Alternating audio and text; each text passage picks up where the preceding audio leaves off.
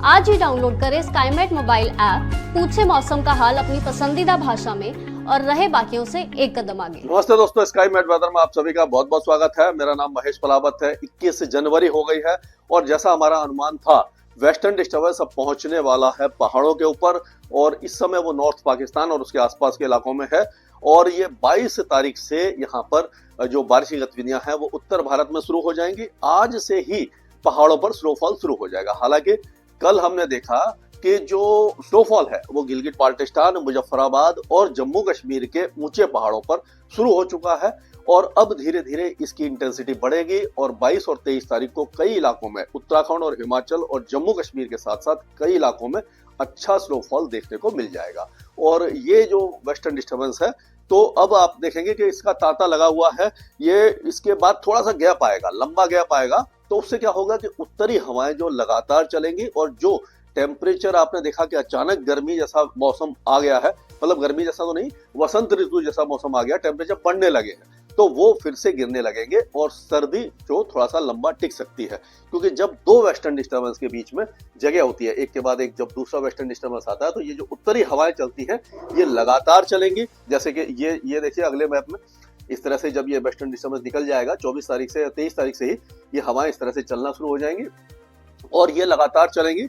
और अगला जो वेस्टर्न डिस्टर्बेंस, अच्छा वेस्टर्न डिस्टर्बेंस है, वो 29 जनवरी को आएगा और वो लगातार दो वेस्टर्न डिस्टर्बेंस होंगे। तो 29 जनवरी से लेकर के 3 या 4 फरवरी तक एक बार फिर से पहाड़ों पर अच्छा स्नोफॉल हो सकता है। तो इस तरह का मौसम अभी रहने वाला है। अभी जो वेदर सिस्टम बनने वाले हैं, यानी कि 22 तारीख को मान के चलिए, 22-23 तारीख को, तो वेस्टर्न डिस्टर्बेंस पहाड़ों पर होगा। इंड्यूस्ड साइक्लोनिक सर्कुलेशन जो पश्चिमी राजस्थान पर है वो पूर्वी राजस्थान पर आ जाएगा और उसके प्रभाव से उत्तरी राजस्थान, उत्तर प्रदेश, पंजाब, हरियाणा और दिल्ली के कई इलाकों में हल्की से मध्यम बारिश की गतिविधियां हो सकती हैं। ठंडा स्टॉर्म भी हो सकता है। बिजली गिरने की संभावना भी कुछ इलाकों में नजर आ रही है और पहाड़ों पर अच्छा स्नोफॉल लगातार होता रहेगा। विपरीत चक्रवाती हवाओं का क्षेत्र उड़ीसा में है, तो इसके कारण क्या हो रहा है कि थोड़ा फायदा होता है जब इस तरह का विपरीत चक्रवाती हवाओं का क्षेत्र बनता है कि घड़ी की दिशा में हवा जब घूमती है तो बंगाल की खाड़ी से भी नमी लेकर के आती है, तो इससे जो मॉइस्चर है वो लगातार फीड मिलता रहता है। साइक्लोनिक सर्कुलेशन होता है, वेस्टर्न डिस्टर्बेंस होता है, तो सबका मिला जुला असर जो होता है वो उत्तर भारत में बारिश और ठंडा स्टॉर्म के रूप में दिखाई देने लग जाता है। इस समय का अगर ये जो आगे का मैप है और इस समय का अगर सैटेलाइट पिक्चर देखें तो अभी भी देखिए आप उत्तर प्रदेश के जो उत्तरी इलाके हैं, उत्तर पूर्वी इलाके, वहां पर और तराई के इलाकों में घना कोहरा छाया हुआ है। बिहार में, उप हिमालय, पश्चिम बंगाल में घना कोहरा आपको दिख रहा होगा। तो ये जो कोहरा है ये इस तरह से आप देख सकते हैं। ये देखिए, ये पूरे इलाके में ये कोहरा छाया हुआ है। तो अब क्या होगा कि ये कोहरे की जो इंटेंसिटी है वो धीरे धीरे कम होना शुरू हो जाएगी। ये पूरा कोहरा है यहाँ पर, तो ये इंटेंसिटी जब कम होना शुरू हो जाएगी तब क्या होगा कि ये जो धूप है वो ज्यादा निकलेगी।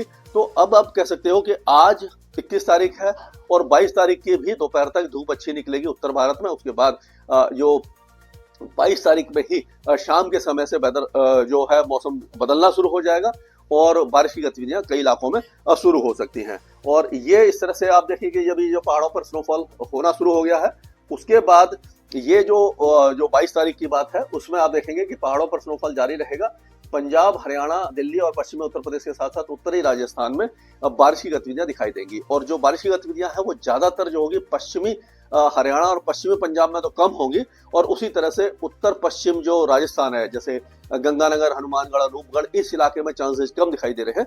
लेकिन झुंझुनू, सीकर, अलवर, दौसा, करौली, भरतपुर, ये जो इलाके हैं, अलवर वगैरह, यहाँ पर चांसेस अच्छे दिखाई दे रहे हैं। जयपुर वगैरह में और सवाई माधोपुर में भी हल्की बौछारें पड़ सकती हैं। तो इस तरह का वेदर रहेगा और उत्तर प्रदेश में भी जो बारिश की गतिविधियां हैं, मेरठ, मुजफ्फरनगर, सहारनपुर, बिजनौर, लखीमपुर खीरी, ये जो इलाके हैं, बरेली, पीलीभीत, इस इलाके में बारिश की संभावना बन रही है। बाकी इलाके सूखे रहेंगे और अगर हम बात करें तो 24 घंटे के बाद, यानी कि 2 दिन के बाद आप कह सकते हो कि पश्चिमी राजस्थान और गुजरात में जो मिनिमम टेम्परेचर है वो गिरना शुरू हो जाएंगे और ये पूर्वी भारत और पूर्वी भारत और मध्य भारत में 2 दिनों के बाद टेम्परेचर गिरेंगे। तो यानी कि सर्दी फिर से आएगी, लौटेगी और ऐसा नहीं है कि हाँ, लेकिन जो कड़ाके की सर्दी थी, जो सीवियर विंटर थी, वो लगभग खत्म हो चुकी है। लेकिन हाँ, कोल्ड वेव के चांसेस काफी कम बन रहे हैं। अब आगे जो जैसे ही हम आगे बढ़ते हैं तो यानी कि हम आप मान के चलिए कि जनवरी के आखिर में, फरवरी में जब पहुंचते हैं तो क्या होता है कि जो टेम्परेचर का गिरावट है, जो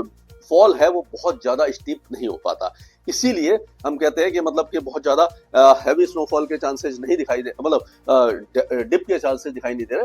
लेकिन अगर आप देखेंगे तो 23 तारीख को जो है, 23 और 24 तारीख को उत्तराखंड और हिमाचल प्रदेश के कई इलाकों में अच्छी स्नोफॉल होने की संभावना नजर आ रही है। और उसके बाद क्या होगा, गिलगित बाल्टिस्तान, मुजफ्फराबाद, जम्मू कश्मीर और लद्दाख में स्नोफॉल कम हो जाएगा 23 तारीख को, लेकिन उत्तराखंड और हिमाचल प्रदेश में अच्छा स्नोफॉल होगा। अभी भी जिस भाई बहन ने या जो हमारे दोस्त हैं उन्होंने अगर नहीं देखा है स्नोफॉल, अगर उनकी इच्छा है तो वो जा सकते हैं, एंजॉय कर सकते हैं। लेकिन इसके बाद भी मायूस होने की जरूरत नहीं है।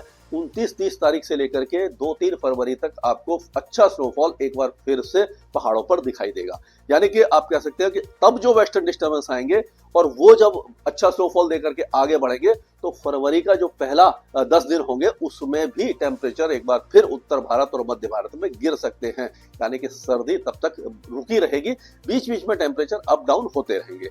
अब अगर देखें हम तो जो बाकी मान के चलिए कि ये राजस्थान के ज्यादातर इलाके, गुजरात और ये मध्य प्रदेश, उत्तर प्रदेश के पूर्वी इलाके, बिहार, झारखंड, उड़ीसा, छत्तीसगढ़, पश्चिम बंगाल और पूर्वोत्तर राज्यों का मौसम लगभग साफ बना रहेगा। यहाँ पर टेम्परेचर पूर्वी भारत में 2 दिन के बाद गिरेंगे और 24 घंटे के बाद या 48 घंटे के बाद ये मध्य भारत में भी टेम्परेचर गिरना शुरू हो जाएंगे। महाराष्ट्र पूरी तरह शुष्क रहेगा। यहाँ पर अगले 2 दिनों के दौरान मिनिमम टेम्परेचर बढ़ सकते हैं।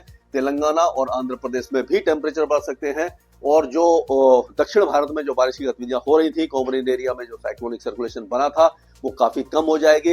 यानी तमिलनाडु और चेन्नई में जो बारिश हो रही थी, केरल में बारिश हो रही थी, वो छुटपुट बारिश के रूप में बदल जाएगी। लक्षद्वीप में भी हल्की बारिश होगी और अंडमान और निकोबार द्वीप समूह का मौसम लगभग शुष्क बना रहेगा। तो अब ये कहा जा सकता है कि जो भारत के ज्यादातर इलाके सूखे रहेंगे, केवल पहाड़ों के साथ साथ उत्तर भारत में कुछ वेदर एक्टिविटी आपको दिखाई देगी और 2 दिनों के बाद तापमान फिर से गिरना शुरू हो जाएंगे। स्काईमेट वेदर में अभी के लिए इतना ही। मौसम से जुड़ी सटीक जानकारी और खबरों के लिए हमारे YouTube चैनल को सब्सक्राइब करें और बेल आइकन दबाकर हर खबर पर रखें नजर।